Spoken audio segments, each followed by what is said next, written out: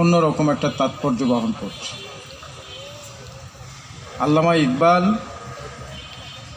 আমাদের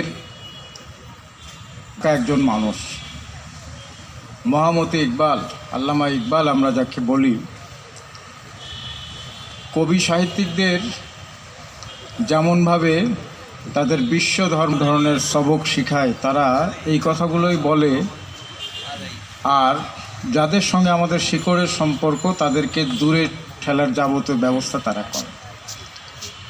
এই ঢাকা বিশ্ববিদ্যালয় থেকে আল্লামা ইকবালের নামে হল উৎখাত করা হয়েছে বিনা কারণে।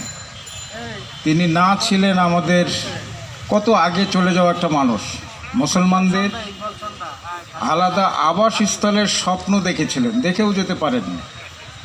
দারুণভাবে নেতৃবৃন্দকে প্রভাবিত করেছিলেন তার এই চেতনা দিয়ে।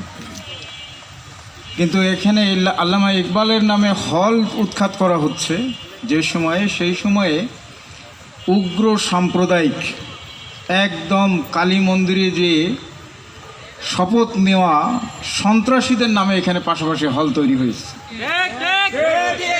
যে সময়ে ইকবালকে, যার কারণে ইকবালকে যারা নিষিদ্ধ করেছিল তারা বুঝে শুনেই এই জাতিকে ওই শুরুতেই, আজকে আমরা একটা ফ্যাসিবাদকে 24-এ উৎখাত করেছি, কিন্তু মূল ফ্যাসিবাদ তো কায়েম হয়েছিল সেই স্বাধীনতার পরেই।